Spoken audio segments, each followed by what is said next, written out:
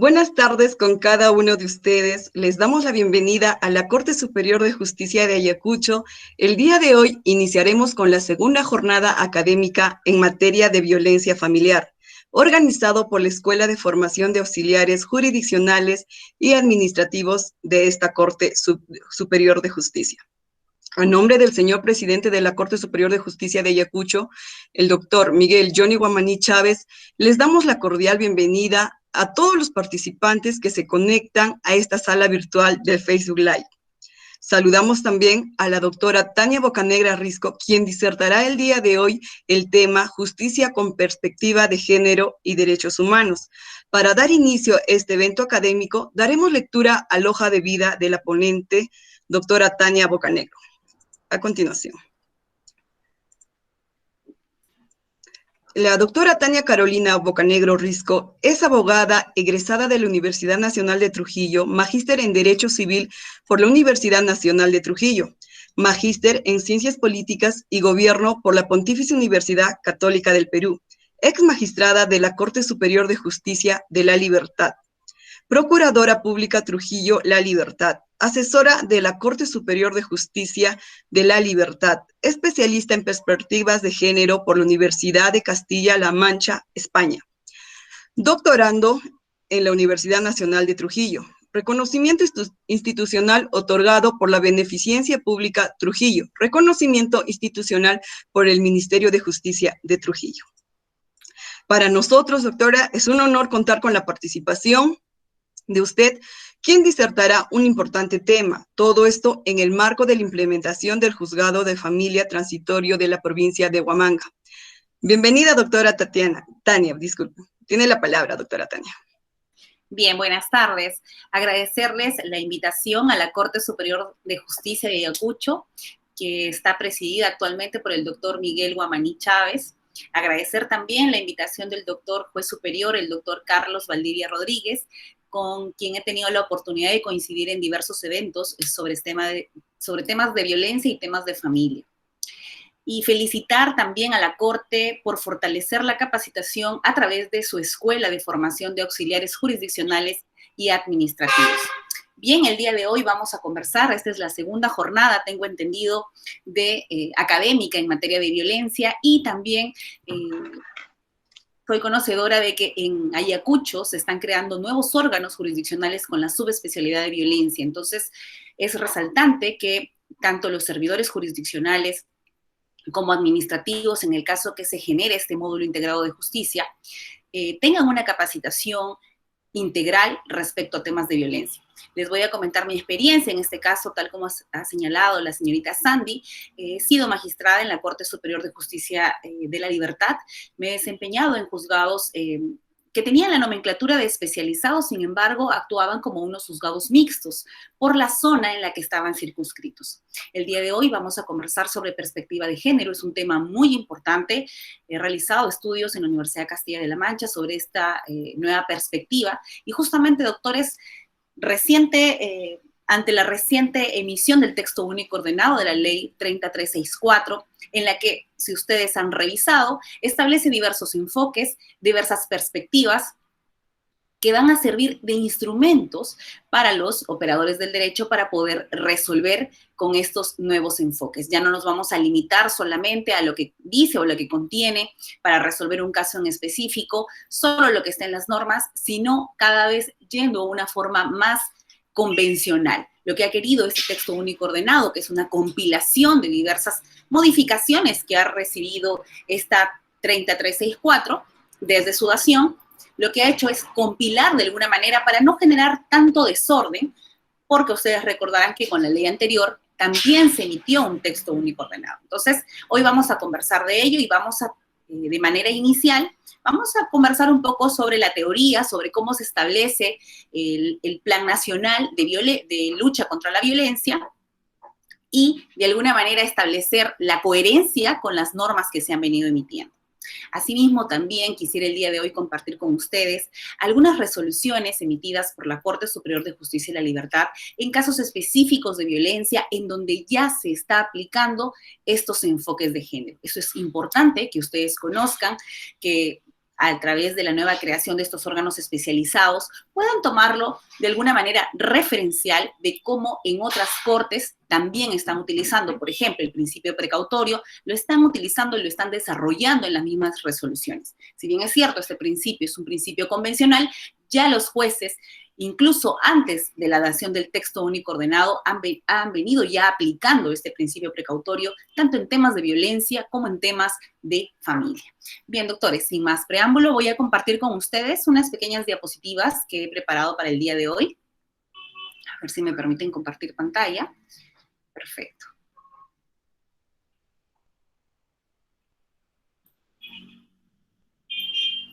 Bien. ¿Me confirman si se puede visualizar, por favor? Sí, doctora, sí se puede visualizar. Gracias. Bien. Excelente. Perspectiva de género aplicada al análisis y a la intervención en casos de violencia. Miren, doctores, yo considero que en toda exposición tenemos que iniciar no solamente señalando un desarrollo de las normas que se vienen dando respecto a violencia, sino nosotros tenemos que, de alguna manera, establecer una coherencia lógica para poder entender por qué esos dispositivos se han venido modificando con tanta frecuencia en estos últimos 10 años. Y es justamente porque tenemos, y ustedes pueden visualizar, tenemos dos planes nacionales, doctores. Un plan nacional contra la violencia hacia la mujer, y me detengo aquí en rojo, porque esa fue la nomenclatura inicial de este plan nacional. Estaba referido solo al tema de mujer e integrantes del grupo familiar. Este plan nacional se emite desde el año 2009 y establece como su fecha de cierre en el 2015. Entonces, en ese periodo de tiempo, en el que incluso he señalado quién fue el presidente en ese momento, y ahorita ustedes saben que coyunturalmente estamos ante una situación de cambio y el presidente que se proclame como tal va a tener que dirigir este nuevo plan nacional. Entonces, en la entrevista última que hubo, en el debate último, ninguno de los dos candidatos nos mencionó propuestas claras sobre fortalecer esta lucha contra la violencia hacia la mujer o esta lucha contra la violencia de género. Entonces, regresemos a la diapositiva. Ustedes ven, tenemos un plan nacional contra la violencia hacia la mujer y luego, en el 2016 al 2021, tenemos un plan nacional contra la violencia de género. Aquí estamos ya estableciendo un concepto mucho más amplio, es el concepto de género. Y ustedes dirán, doctora, ¿y en dónde se ubica entonces la ley 3364? ¿Era parte del producto del Plan Nacional Inicial, que cerró en el 2015, o del nuevo plan? Doctores, es la misma ley. Lo que ha pasado es que ha tenido que fortalecerse de alguna manera a través de diversos instrumentos normativos y hemos culminado con un texto único ordenado el año pasado. Entonces, ¿qué es lo que había sucedido? Como producto final del Plan Nacional contra la Violencia hacia la Mujer, se emite esta Ley 3364. Ley 3364 en puridad, sin ninguna modificación. Luego se emite el Plan Nacional contra la Violencia de Género, ya un plan nacional que estaba encaminado a un plan bicentenario. Y aquí ya en el periodo de Kuczynski se establece de que todo plan o política nacional tiene que establecer objetivos estratégicos claros y acciones estratégicas determinadas para poder establecer si en el tiempo de su implementación se han logrado los resultados, los objetivos propuestos. Bien, entonces aquí ya se establece el concepto género y esta ley ya no era coherente con el nuevo plan. Entonces se tuvo que dar las modificaciones.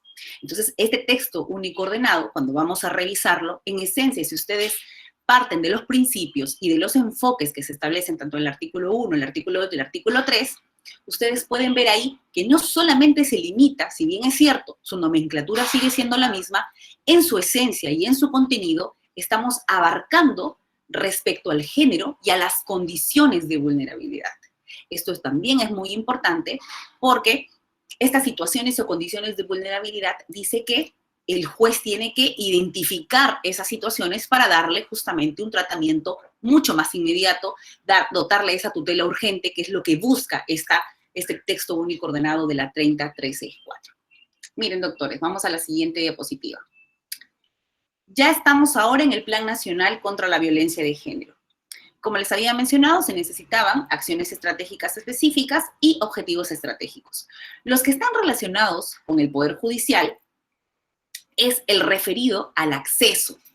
En el tema de acceso, doctores, en el tema de acceso, que es una de las situaciones más complicadas, sobre todo en tiempo de pandemia, ustedes como Corte de Ayacucho me imagino que la presidencia en un primer momento ha tenido que pasar diversas dificultades para no alterar los canales de atención o para no imposibilitar este acceso a la justicia.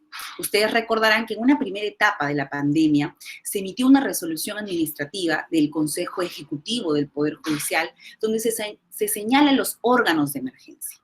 Dentro de los órganos de emergencia y las materias urgentes o las materias que debían ser tratadas, en el tema de violencia familiar a nivel nacional nunca fue paralizada. Ella sí estaba considerada. Caso contrario, por ejemplo, en los temas de alimentos. Ustedes recordarán también que, por ejemplo, iniciar procesos o demandas nuevas de alimentos, aumento de alimentos, reducción de alimentos o prorrateos, no se podían dar inicio o dar trámite porque no estaban considerados como urgentes. Y aquí involucró mucho la creatividad de algunos órganos jurisdiccionales y de algunas cortes superiores de justicia en las que establecieron, por ejemplo, formularios virtuales, líneas telefónicas, WhatsApps, otros canales de atención para poder generar y no perjudicar o limitar este acceso.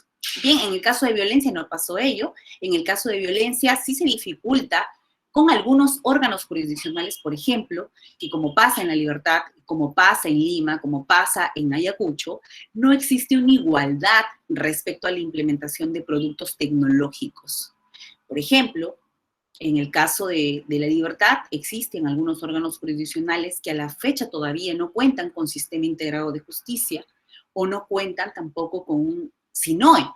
Entonces, doctores, aquí la gran interrogante, porque nosotros hemos sido testigos en este tiempo de emergencia, que se han venido emitiendo diversas resoluciones administrativas por parte del Consejo Ejecutivo, en el que señala, por ejemplo, las directivas del PPR de familia, las directivas para efectivizar o para dotar de mayor eficacia los procesos de alimentos o para los procesos simplificados, involucran los recursos tecnológicos. Sin embargo, en aquellos órganos jurisdiccionales en los que no, por las condiciones en las que se encuentran, por ejemplo, en el caso de La Libertad les comento que en donde tuve la oportunidad de ser magistrada, estaba ubicada en una zona donde había extrema pobreza.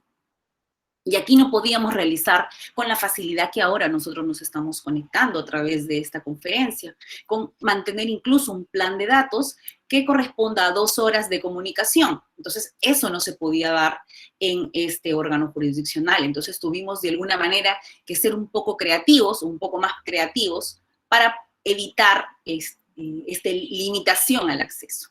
Bien. En este caso, por ejemplo, lo que funcionó muy bien y lo que ahora la titular de la entidad, la doctora Elvia Barrios, está impulsando es el tema de la interoperabilidad entre las comisarías y los órganos jurisdiccionales. Doctores, pero eso todavía, el nivel de avance todavía es bastante, no es el que se espera, como les repito, por el tema de que no tenemos esta igualdad en implementación de productos tecnológicos. Por ejemplo, el tema de la interoperabilidad está muy ligado a la mesa de partes electrónica. En la mesa de partes electrónica, doctores, si ustedes han visto los tutoriales, existiría la forma, porque ya incluso está creado para ello, para que la demanda de violencia, la denuncia de violencia sea realizada a través de la mesa de partes electrónica. No como actualmente se está haciendo, que es realizarla en una computadora, establecer la firma y luego subirla al sistema.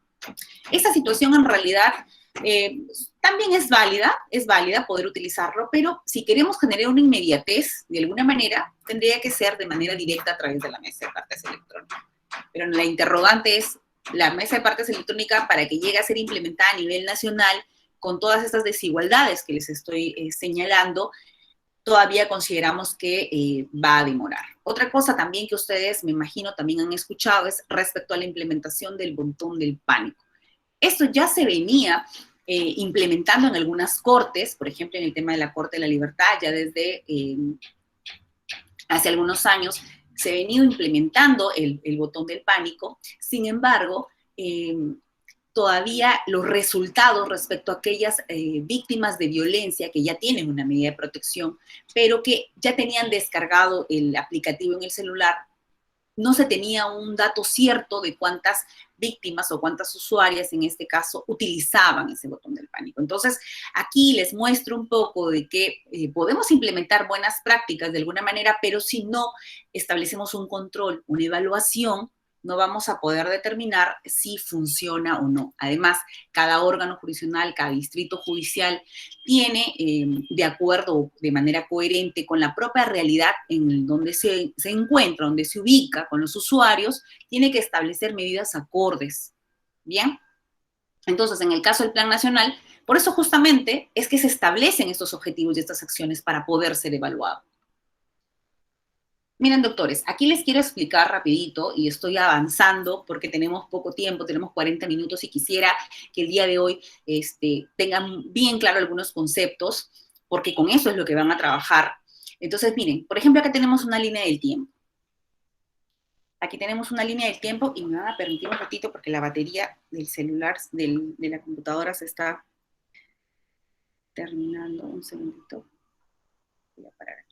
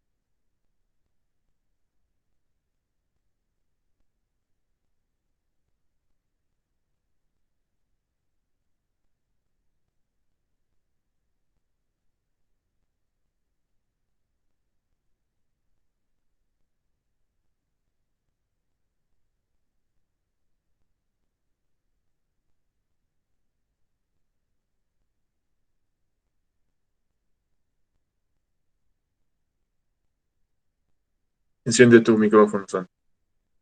Sandy, enciende tu micrófono.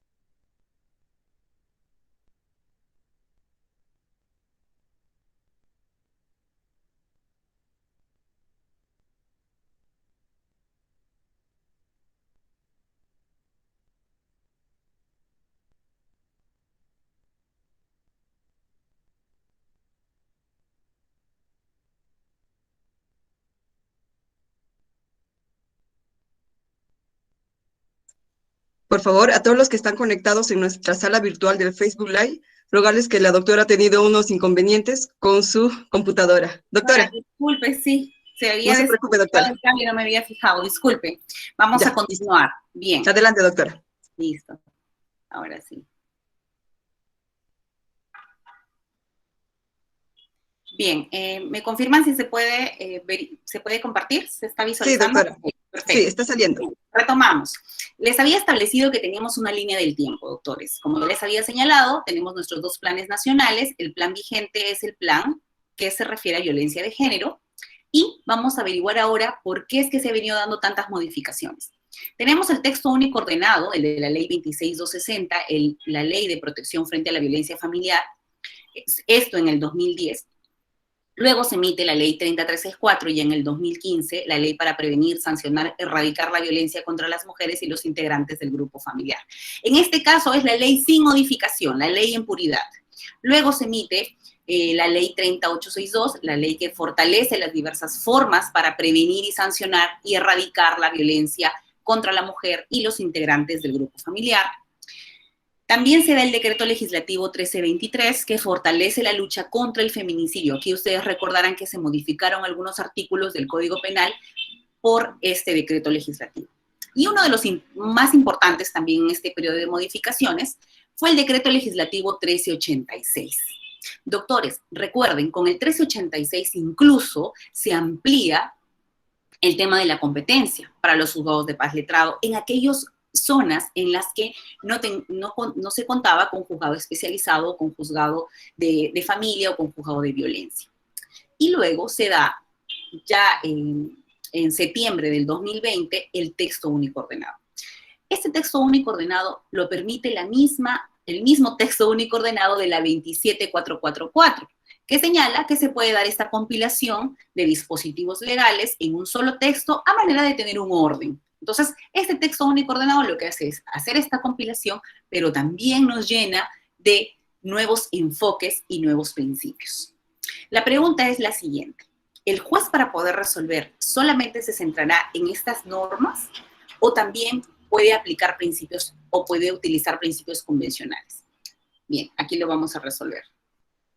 Doctores, miren, esto lo voy a pasar rápido en el tema de la evolución del derecho. Los autores coinciden de que existen dos hitos importantes. Miren, aquí la Segunda Guerra Mundial establece prácticamente que a partir de esa fecha el centro de protección es justamente la persona y su dignidad, la persona humana y su dignidad. Y otro punto importante para algunos también es que el tema de la pandemia ha significado otro hito importante dentro de la evolución del derecho, porque nosotros no hemos estado preparados para la virtualidad inminente respecto a la pandemia. Bien. Miren, doctores, ustedes van a encontrar en las diversas sentencias y resoluciones que se emiten en las diversas Cortes Superiores de Justicia, los jueces resuelven con diversos instrumentos internacionales cuando se refieren a temas de violencia. ¿Cuáles son ellos? Aquí ustedes, he hecho prácticamente los he seleccionado, los que son los que con mayor frecuencia son utilizados y que son muy importantes porque no solamente acompañan una motivación, sino que la protección de la esencia de estos instrumentos internacionales, los cuales, ojo, forman parte de nuestro derecho interno incluso, porque así la Constitución lo establece en su cuarta disposición final y transitoria de la Constitución. Miren, tenemos la Declaración Universal de los Derechos Humanos en el año 48, el Pacto Internacional de los Derechos Civiles y Políticos en el 66, tenemos la Convención Americana sobre Derechos Humanos en 1969, la Convención para la Eliminación de toda forma de discriminación contra la mujer en el año 81, la Convención sobre los Derechos del Niño en el 89, y aquí me detengo porque justo el día de hoy les voy a compartir una resolución en el que se hace mención a esta convención en un caso en el que la supuesta víctima de violencia alegaba violencia, que estaba teniendo una violencia incluso patrimonial respecto al padre de su hijo. Sin embargo, el juez cuando analiza el expediente, cuando revisa el expediente, verifica que la supuesta víctima se señalaba medidas de protección respecto a ella, pero en los hechos, quien también requería de alguna manera medidas de protección era el niño, porque respecto a la convención, este niño tiene que vivir en un ambiente libre de violencia, pero eso no se había percatado el juez. Entonces, de primera instancia me refiero.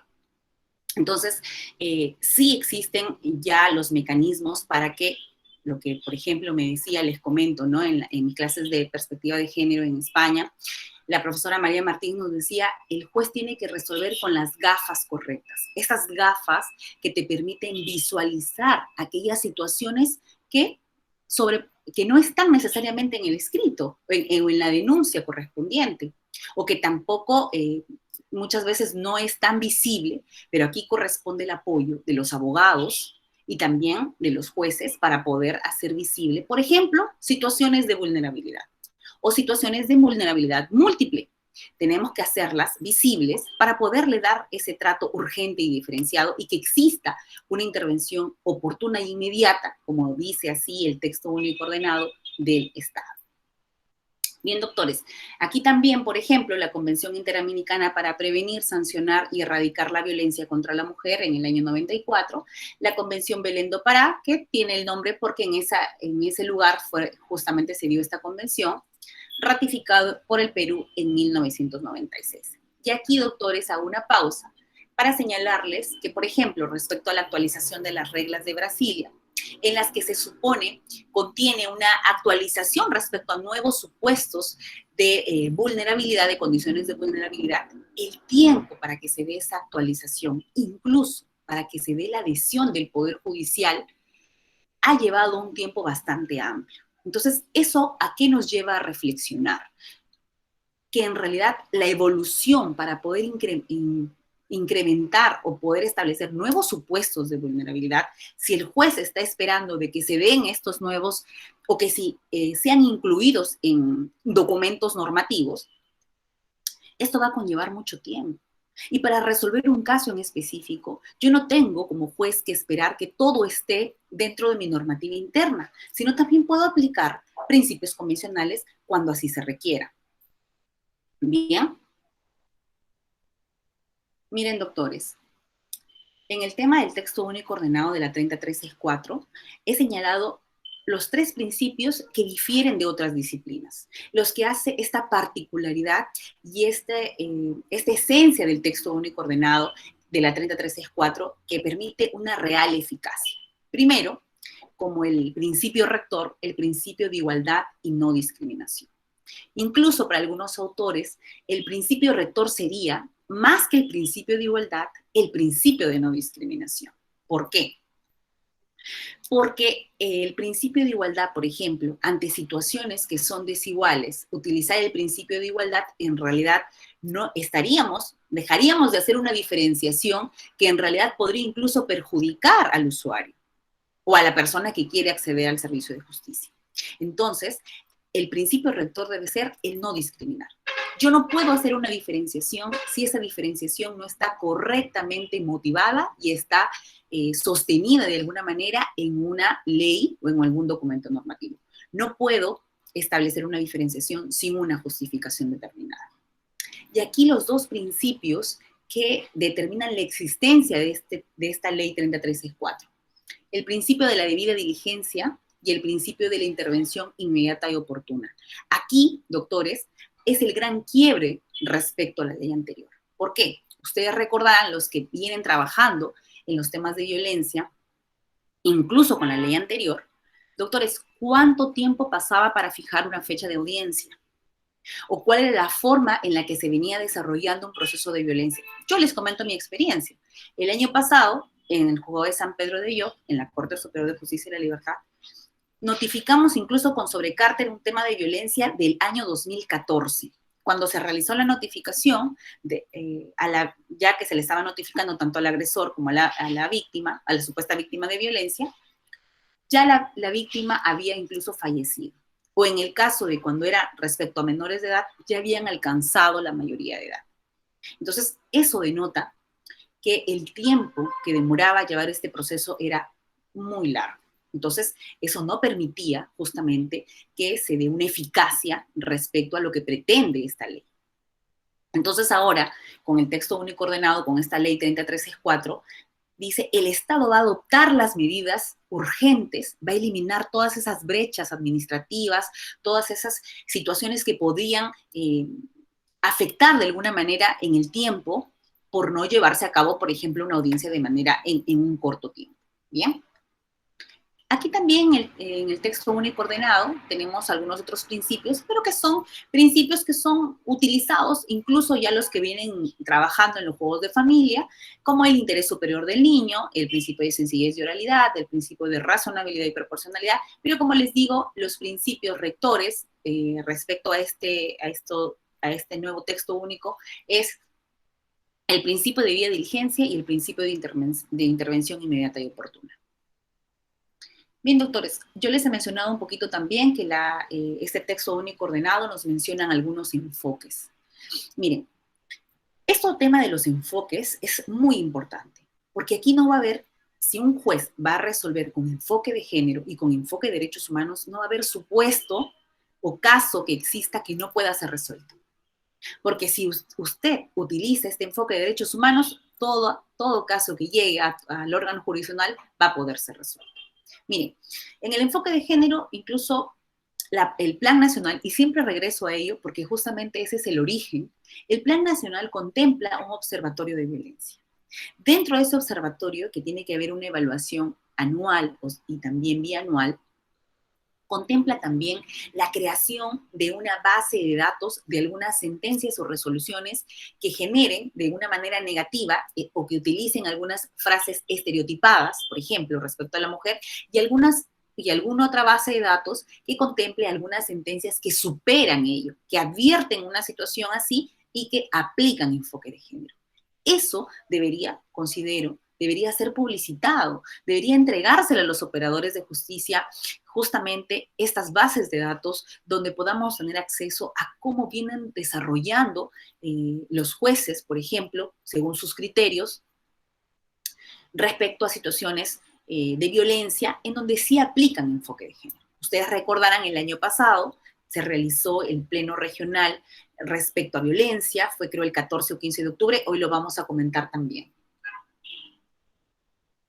Miren, vamos a pasar rapidito a establecer cuál era la forma de trámite con la 26260. Y ustedes me dirán, doctora, pero ya no la vamos a aplicar la 26260, ¿cuál sería la forma? ¿Por qué tendríamos que entender cuál era el trámite? Doctores, porque incluso hay algunos operadores que ingresan recién a los temas de familia o a los temas de violencia, y para que puedan hacer un análisis respecto a esta nueva ley, tenemos que entender cómo fue el procedimiento anterior. Y les digo ello porque muchos autores critican incluso el nuevo texto único ordenado, señalando de que incluso estaría yendo en contra, atacando un poco al debido proceso. Se generan situaciones de algunos autores que no están de acuerdo con este nuevo texto único ordenado.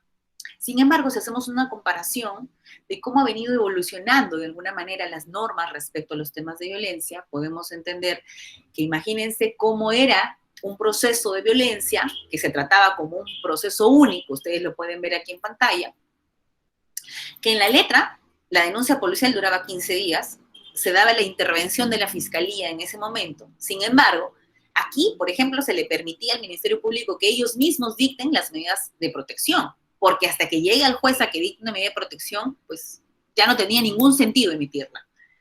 El problema era que aquí, para que llegue a la etapa del Poder Judicial, prácticamente pasaba mucho tiempo. Las audiencias pasaba demasiado tiempo, como les digo, aquí una de las principales deficiencias es incluso que ya la audiencia se daba cuando el menor, por ejemplo, ya había alcanzado la mayoría de edad. Entonces, no funcionó la 26270. Entonces, ¿qué pasó? Se emite la 30364, pero esta 30364 tiene su procedimiento antes de sus modificaciones. Miren ustedes, aquí, cuando se dio muy esperada esta 30364, y recuerdo que el doctor Plácido, incluso Alex Plácido, señaló que en la redacción de la 30364 incluso no estaba claro ante quién se podía interponer las denuncias. Fíjense ustedes, si en la anterior estaba claro que incluso se podía hacer ante la fiscalía, aquí la intervención de la fiscalía no quedaba claro si ante ella se podía interponer. Sí ante el órgano jurisdiccional, sí ante la policía, pero no ante la fiscalía. Esto conllevó incluso un pleno. Entonces, imagínense ustedes, doctores, cómo hemos venido en realidad avanzando en el tema de violencia a paso muy lento, y se generan incluso plenos para establecer cosas que se suponen eran, que no tenía por qué salir la fiscalía para poder actuar en esos temas de violencia. Bien, miren, aquí en la 30364 se establecen etapas.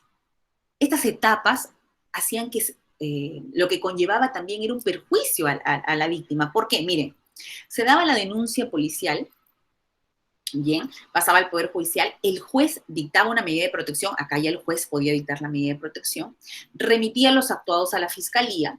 Sin embargo, miren cuál era el gran problema de esta 30364 sin modificación.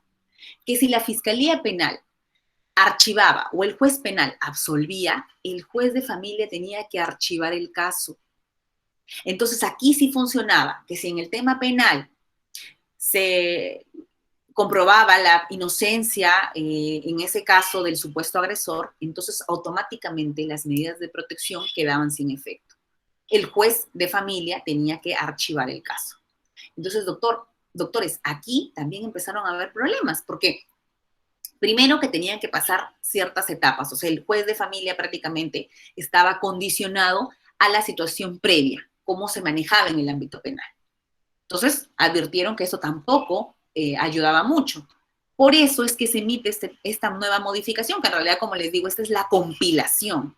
Pero miren cómo funciona ahora el texto único ordenado. Aquí tenemos un trabajo por ámbitos. Y el doctor Sarabia también, me imagino que también lo han escuchado hablar, el doctor también coincide en este esquema de un trabajo del texto único ordenado por ámbitos. Aquí ya no hay etapas. Aquí hay un ámbito de sanción y hay un ámbito de protección. ¿De qué nos vamos a encargar nosotros? Nosotros nos vamos a encargar del ámbito de protección, de la emisión de las medidas de protección y las medidas cautelares. ¿Quién se va a encargar de demostrar, o bueno, en este caso de romper el principio de inocencia y establecerse los parámetros, los medios probatorios, señalar si es que hay culpabilidad o no? Esto es el ámbito de sanción.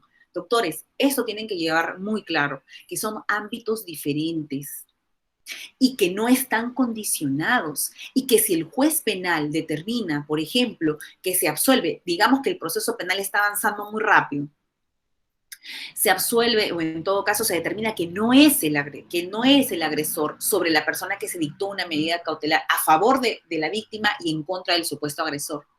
Doctores, aquí no va a ser inmediato. ¿Por qué? Miren aquí, la vigencia de la medida de protección es mientras permanezca el riesgo. Aquí no estamos analizando, y esto por favor, doctores, yo quiero que esto lo tengan muy claro ustedes como operadores de justicia, que el emitir una medida de protección, el emitir una medida cautelar, no significa que ustedes están determinando que el supuesto agresor tiene un grado de culpabilidad. Ustedes no analizan eso. Eso déjenlo para el ámbito penal. Ustedes lo que tienen que analizar es si es la víctima o la supuesta víctima llega ante el órgano jurisdiccional para que se le emita una medida de protección y se le analice si se tiene que emitir o no, si es importante que se emita esa medida, si es urgente que se emita esa medida, porque lo que queremos proteger prácticamente acá es el derecho fundamental de la supuesta víctima. ¿Bien? Miren, también en algunas ponencias me preguntan, doctora, ¿y qué pasa con el decreto legislativo 1470 que se establecen las medidas para garantizar? Doctores, miren, en este caso, el 1470 se dio por el tema de emergencia. Aquí no significa que hay una modificación, por favor. Aquí no hay modificación. Acá simplemente lo que nos dice es, vas a poder resolver, les clarifica y le dice, el juez va a poder emitir una medida de protección, incluso sin ficha de valoración de riesgo. ¿Puede hacerlo o no? Doctores, aquí nos da la posibilidad, de acuerdo a las situaciones, de acuerdo a las circunstancias. Ojo, ustedes recuerdan, mayor grado de discrecionalidad, mayor motivación. Aquí el juez tendría que fundamentar que si bien no tiene a la mano una ficha, no tiene a la mano un informe psicológico o otro documento en ese momento por la situación, por la pandemia o qué sé yo, puede emitir una medida de protección. Entonces, tendrá que darle mayor valoración, por ejemplo, al testimonio de la víctima, pero ya tendría que analizar los supuestos para poder dictar una medida de protección en ese caso. Aquí también se establece el tema excepcional respecto a los recursos tecnológicos necesarios para poder implementar este decreto legislativo 1470. Y aquí regresamos a lo que les dije al inicio de la exposición, de estas desigualdades. Hablamos de un lado que, por ejemplo, podemos digitalizar los expedientes, podemos enviar, por ejemplo, cuando se remite a la fiscalía por WhatsApp, pero ¿qué pasa con aquellos órganos jurisdiccionales que no cuentan, en algunos supuestos, hasta con Internet? Y que para hacer las audiencias, porque como les digo, en la Corte Superior de Justicia, por ejemplo, en La Libertad, en Culcán, a la fecha no tienen sistema, no tienen SINOE, por ejemplo, ¿no? Entonces, situaciones que de un lado se implementan políticas para maximizar, para efectivizar, que van de la mano con la implementación de recursos tecnológicos, pero por otro lado no se implementan políticas para eliminar o acortar esas brechas o esas desigualdades que se dan incluso entre cortes superiores y entre órganos jurisdiccionales. Miren, doctores, bueno, ya esto les quiero mostrar estoy corriendo aquí, porque quiero mostrarles una resolución de la Corte de la Libertad, así que miren aquí rapidito.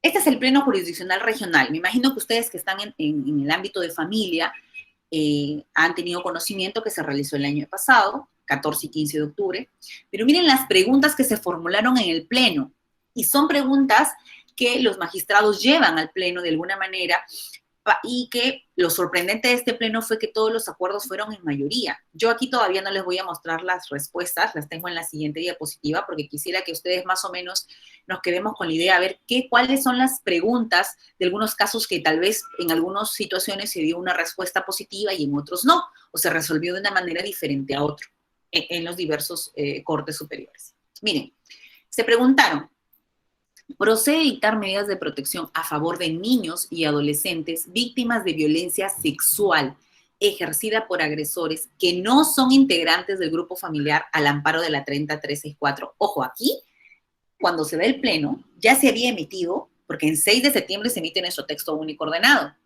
Bien, tienen que tener en cuenta ello.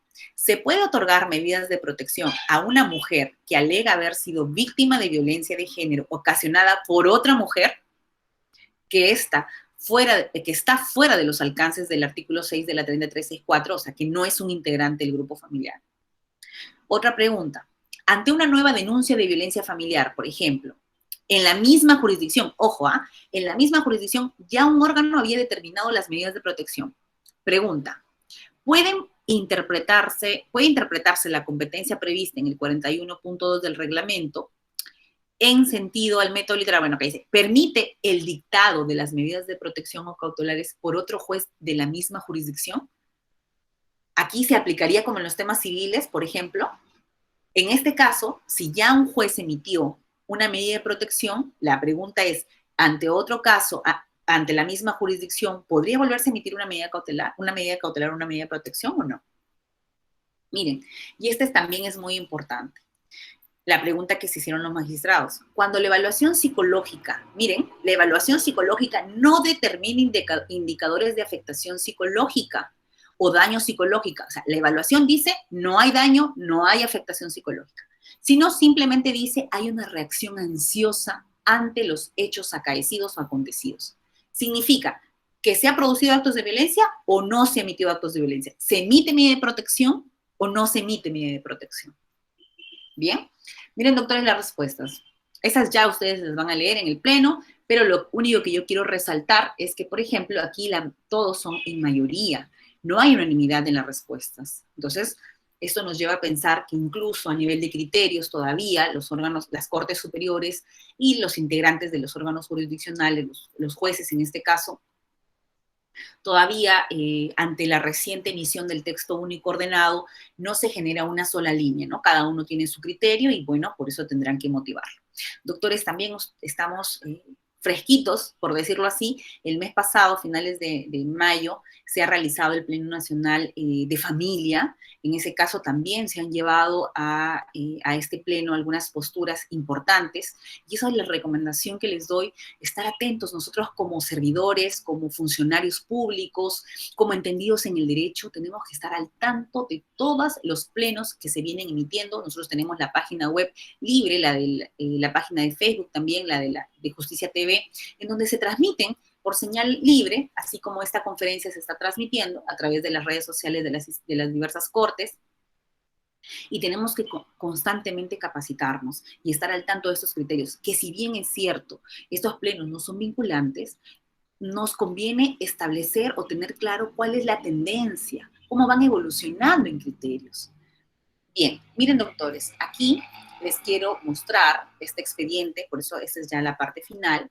Este expediente, el 91-2020 del 2018, en el que es una resolución que se emitió en la Corte Superior de Justicia de la Libertad, en la que ha sido publicado incluso en leyes, donde se establecen 7 parámetros para dictar una medida de protección.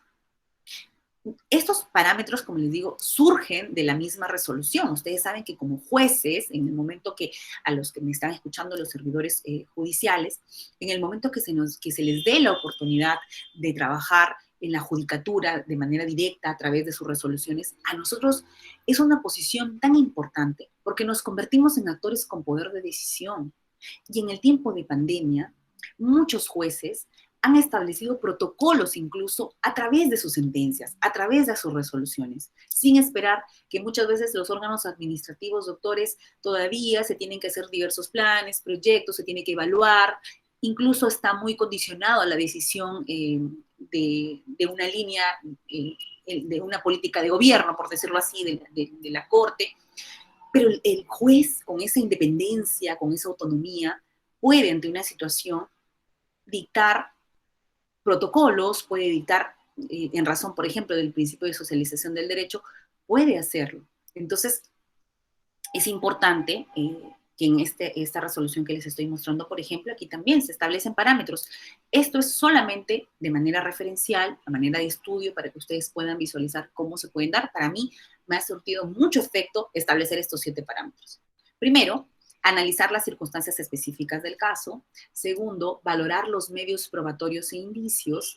Tercero, valorar el testimonio de la víctima. Ojo, porque en este caso que les voy a mostrar, muchas veces el fiscal, por ejemplo, cuando solicita sus medidas de protección, él tiene a través de un entendimiento realiza, redacta el escrito y plasma lo que él considera. Pero el juez no puede quedarse solo con ello. El juez tiene que tener esas gafas correctas que les he venido mencionando y poder incluso advertir que se debe dictar medidas de protección que deben recaer sobre personas que no están dentro de la carpeta, que están dentro de la carpeta fiscal de la revisión, pero que tal vez el fiscal no lo solicitó.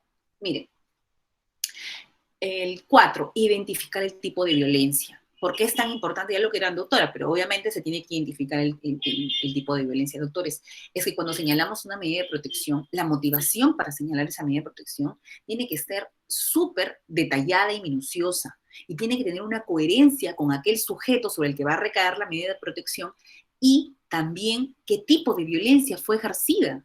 Se tiene que establecer el tipo de violencia. Identificar también al presunto agresor, identificar a la víctima y establecer una medida de protección, pero de acuerdo a la participación del presunto agresor y a la forma de violencia ejercida. Bien, doctores, ahora les voy a compartir rapidísimo, voy a dejar de compartir esto para mostrarles la resolución que les mencioné. Incluso, miren, por el chat les voy a enviar el link de LP. Vamos a compartir acá.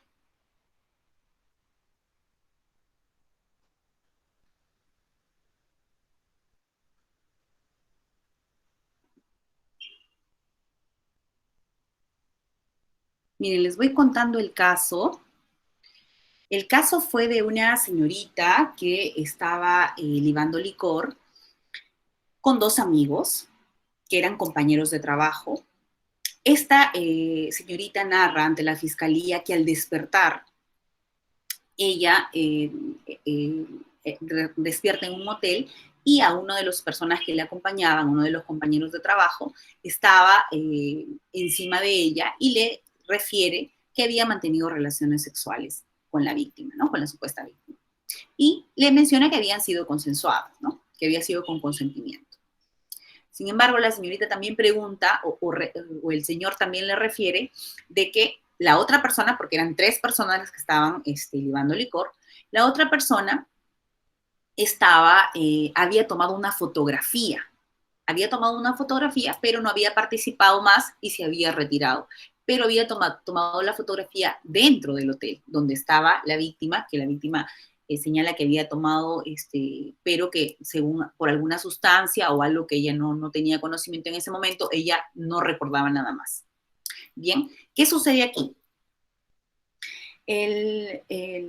La fiscalía solicita la medida de protección respecto a la víctima y le considera como al supuesto agresor al señor que había despertado con la víctima. Pongámosle un X.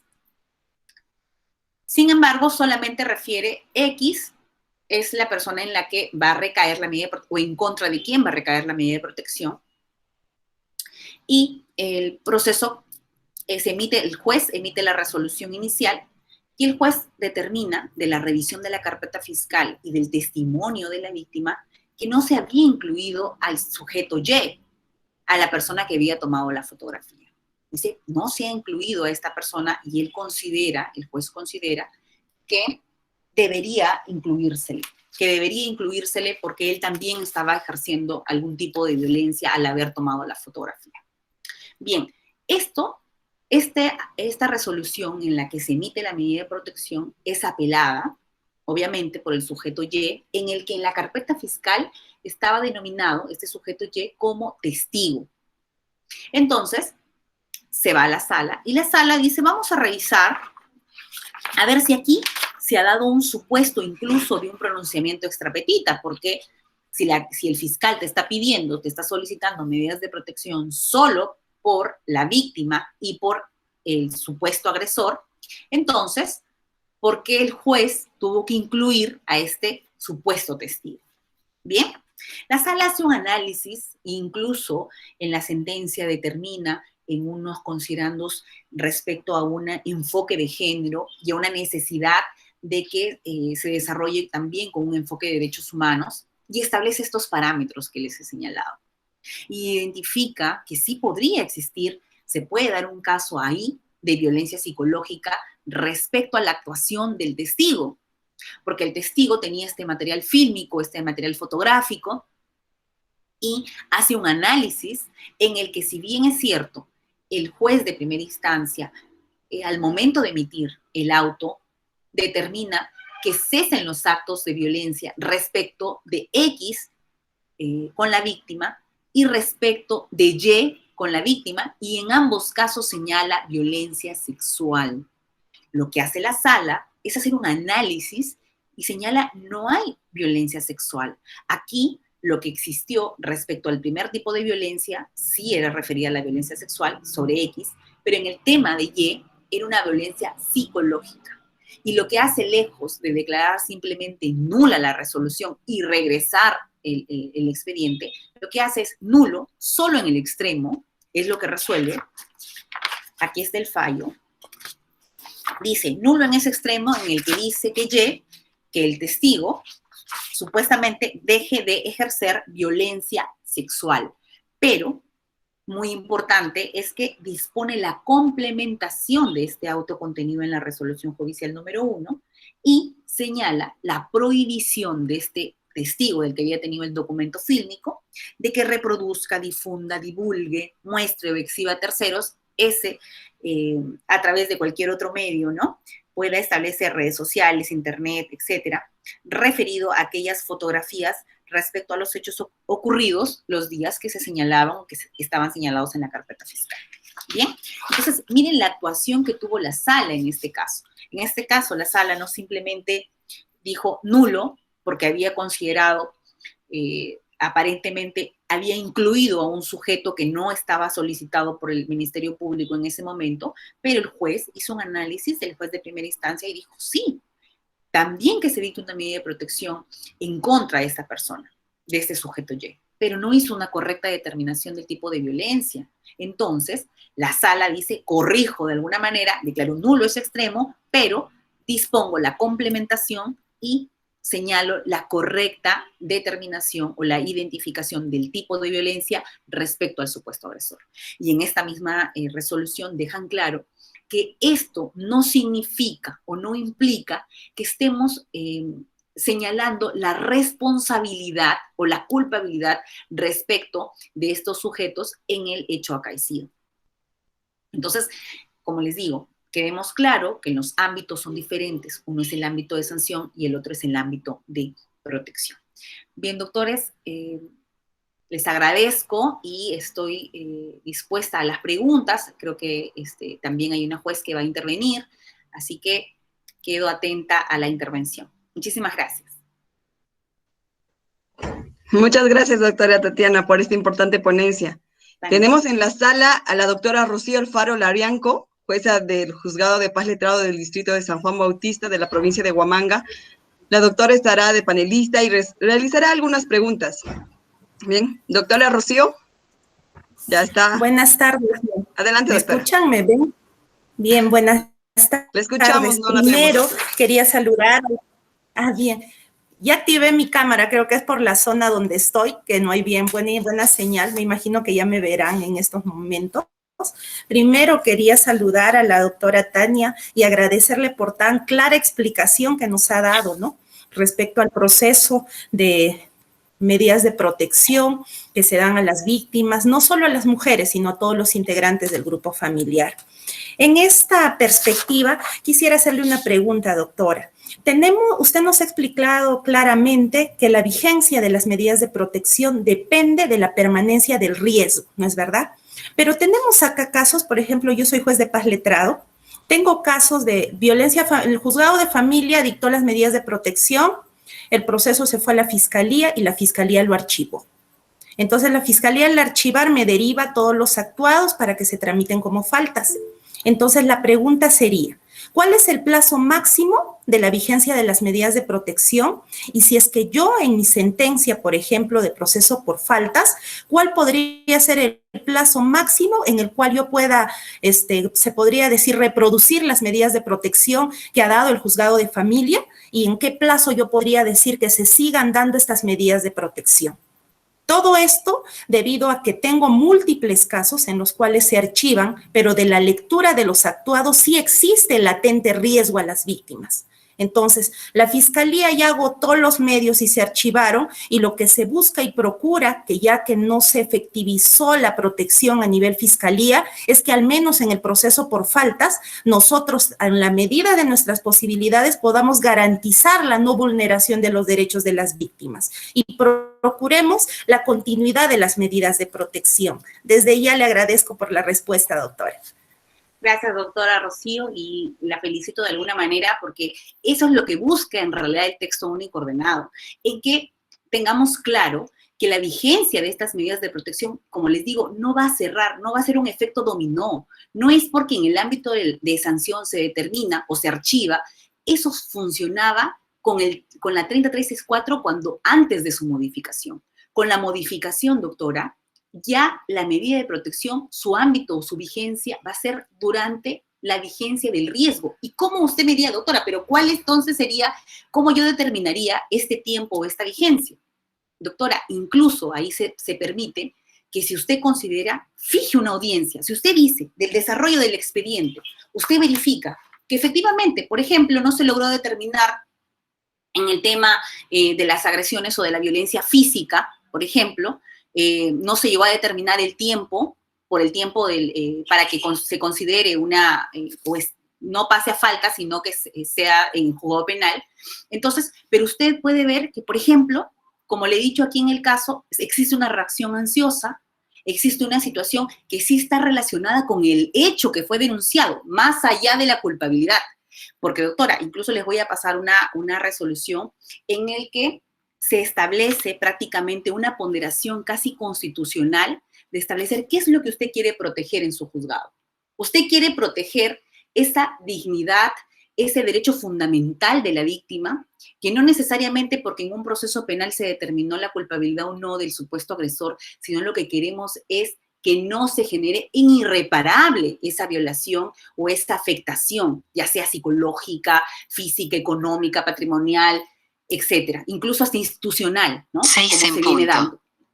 Entonces, doctora, lo que se viene realizando, al menos en la Corte Superior de Justicia y la Libertad, es que algunos jueces, cuando ven claro en el expediente, ya sea usted a través de juzgado de paz letrado, usted pueda convocar a una audiencia. Y usted en esa audiencia puede verificar, doctora, ahora con los medios tecnológicos, lo que hemos hecho nosotros para no dilatar, incluso realizamos la conexión en la audiencia con la asistente social o con el equipo multidisciplinario. Y de manera oral puede realizar ella un informe oral. Usted como juez que dirige el proceso en ese momento, porque la tutela urgente así lo requiere, que se conecte y que me dé de manera oral el informe.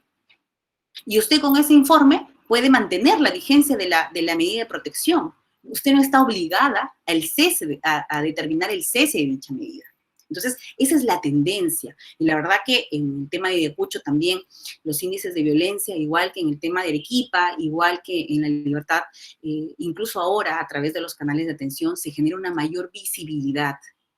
Porque la violencia, doctores, siempre ha existido. Y si ahora, con el tema de pandemia, incluso se ha generado un incremento, es que tenemos datos alarmantes porque se visualiza la violencia. El ámbito de protección ahora es mucho más amplio. Entonces, las medidas de protección, doctores, no van a estar condicionadas, no son un efecto dominó. El texto único ordenado nos dice ámbitos separados y la medida de protección va a seguir vigente hasta la duración de ese riesgo de que ella sea afectada. Gracias, doctora. Muchas gracias, doctora. Definitivamente, las medidas de protección en el ámbito del juzgado de familia y del juzgado de paz letrado, ahora me queda mucho más claro lo que usted me dice, ya que, por ejemplo, he tenido un caso en el cual he sentenciado por violencia psicológica, por maltrato psicológico, ¿no? En el juzgado de paz letrado. Y he mantenido las vigencias de las medidas de protección del juzgado de familia. Si no, mi duda iba respecto al sentido del fallo, ¿no? Ahora ya me queda más claro en que debo de decir, por ejemplo, que la duración será hasta que se evalúe que el riesgo haya sido superado.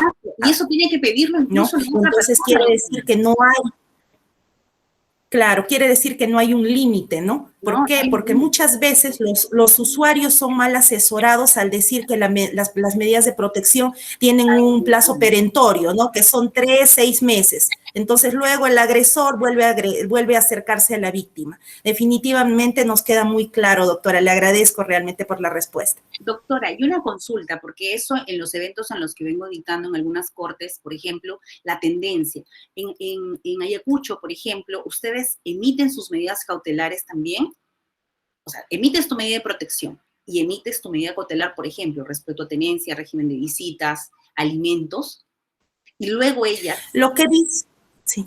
Y luego ellas están Termine, que se ordinarice, porque, por ejemplo, miren, en la Corte de la Libertad les comento, sí se están dando las medidas cautelares, o sea, en la víctima de violencia, por ejemplo, en el supuesto que sea, la mujer no tiene un trabajo, no tiene una condición económica, tiene hijos con el supuesto agresor, pero ella tiene que retirarse del hogar porque no tiene las condiciones económicas para poder solventar las necesidades de su hijo.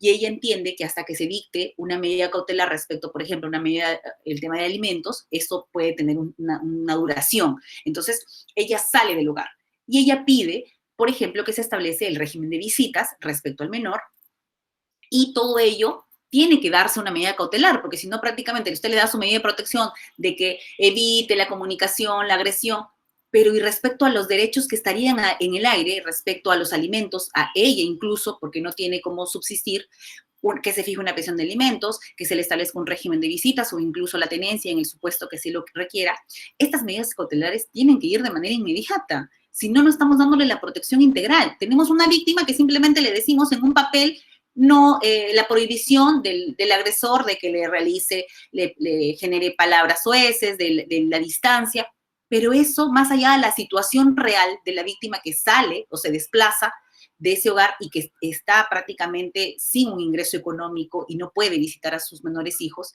¿cómo ayudamos o cómo le damos ese paquete integral? Entonces, en algunas cortes, por ejemplo en Arequipa, me comentaban, doctora, aquí logramos dictar la medida de protección, pero nada respecto a las medidas cautelares. Lo que le dicen a la víctima prácticamente es, vaya a su proceso ordinario de proceso de alimentos, vaya ahí en su vía y pida su proceso de tenencia, pida su proceso de régimen de visitas. Entonces, esa situación, por ejemplo, no debe darse, es el paquete completo, es la protección total la que tiene que darse. Por eso, en Ayacucho, ¿cómo está funcionando ello? Bien, lo que he podido observar yo es que las magistradas de los juzgados de familia efectivamente dictan medidas de protección integrales, doctora, en los cuales se pronuncian respecto a los alimentos, a la tenencia, al régimen de visitas. O sea, las medidas de protección que se dictan aquí en Ayacucho son completamente integrales, ¿no? Bueno. Son amplias. E incluso he tenido yo casos en los cuales se dictan estas medidas cautelares de, por ejemplo, pensión de alimentos por el juzgado de familia y nos remiten copias a los jueces de paz letrado para que nosotros saquemos la resolución de asignación anticipada a mérito de las medidas de protección. Entonces, se les facilita a las víctimas, en muchos casos, los formatos de demandas de alimentos para que pongamos iniciar el proceso de alimentos aparte, ¿no? Pero ya teniendo sus medida cautelar en la medida de protección. Miren, el problema aquí, doctora, es que surge un cuello de botella cuando el artículo 32, 33 del texto único ordenado nos dice que el juez, al momento de la audiencia que dicta la medida cautelar, tiene que decirle a la víctima que puede ordinarizar ese proceso y que tiene derecho a la defensa privada, a la defensa, perdón, gratuita. Ahora, en el caso de acá, por ejemplo, de la Corte de la Libertad, el Ministerio de la Mujer ya no tiene el soporte de abogados para poder ordinarizar los casos. Y usted sabe también que esas medidas cautelares, si bien es cierto, se emiten en un momento por la urgencia, ¿no? Por el análisis que se hace, pero lo correcto es que esa medida cautelar luego se genere y se ordinarice ese proceso. Entonces, ahora, ¿cuántos procesos que iniciaron como medidas de protección, que se dieron las medidas de protección, se dieron las medidas cautelares, luego se generaron los procesos latos, los procesos que correspondían a su día? Aquí necesitamos una defensa. Entonces, por ejemplo, la recomendación también para ustedes que trabajan dentro de la Corte de Ayacucho es que pidan de alguna manera esta interoperabilidad, este apoyo interinstitucional. Por ejemplo, ustedes tienen la defensa pública gratuita, que ellos sí tienen una planilla incluso mucho más amplia, para que se le asigne de manera directa un abogado a la víctima de violencia que terminó su caso con su medida de protección y su medida cautelar, pueda llevar su proceso de tenencia o el proceso lato ya del proceso de régimen de visitas o el de liquidación incluso de sociedad o de bienes. Entonces, corresponde que pidamos ayuda de alguna manera a todos estos actores que se involucran dentro de un proceso de violencia. No solamente la solución es crear más órganos jurisdiccionales, no solamente está en el tema de la capacitación, que sí es muy importante, y no solamente de los operadores de justicia dentro de los órganos jurisdiccionales, sino también en las comisarías. Doctora, las dificultades, por ejemplo, de la falta de capacitación de los centros de emergencia mujer, y usted tal vez ha visto también, de que interponer un proceso ante el centro de emergencia mujer resulta siendo mucho más complejo, mucho más difícil que llevarlo de manera directa, porque incluso hasta los informes psicológicos que emite el Centro de Emergencia Mujer es mucho más complejo. Está bien porque de alguna manera al juez le facilita de que se haga todo esta etapa previa, pero para la víctima que requiere esta urgencia, no se le está dando la facilidad. Entonces, considero que todos los que pertenecemos, todos los actores involucrados tenemos que tener esta capacitación respecto a perspectiva de género, también a enfoque de género y enfoque de derechos humanos.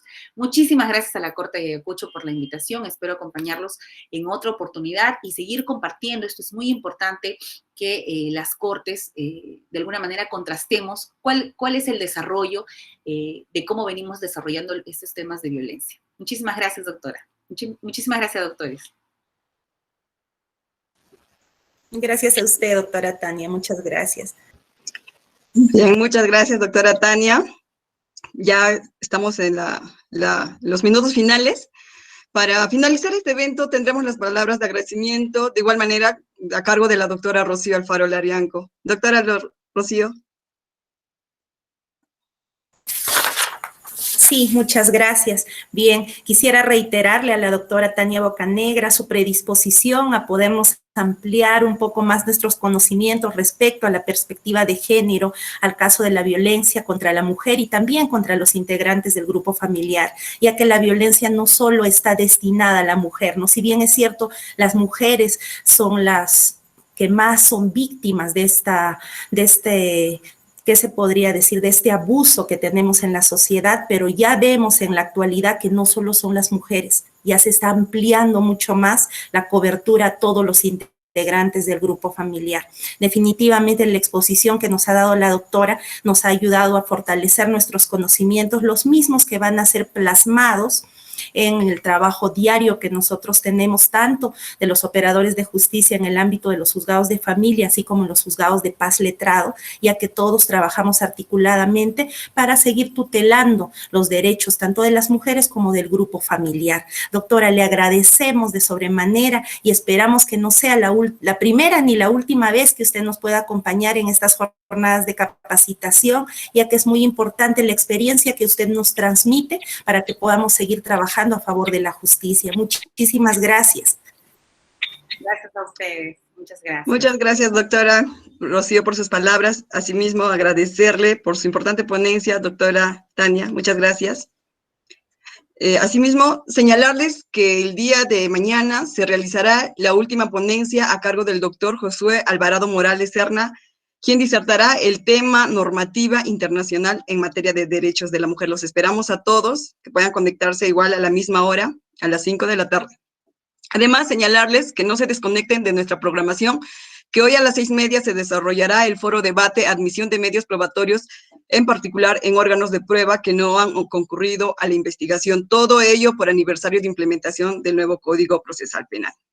Además, pedirles a todos los participantes realicen su registro de salidas, que se enviarán los certificados previa verificación. También queremos agradecer la participación de cada uno de ustedes en esta actividad académica, esperando contar con su participación en nuestros próximos eventos. A nombre del señor presidente de la Corte Superior de Justicia de Ayacucho, el doctor Miguel Johnny Guamaní Chávez, les decimos muchas gracias y muy buenas noches con todos. Muchas gracias, doctora Tania. Gracias. Hasta luego. Gracias, hasta luego. Hasta luego, doctora Rocío, y hasta luego con todos los participantes. Gracias, buenas tardes. Compañeros, no se olviden, por favor, de registrar su salida, el link que le estamos compartiendo en estos momentos. Muchas gracias, doctora Rocío, por su aporte.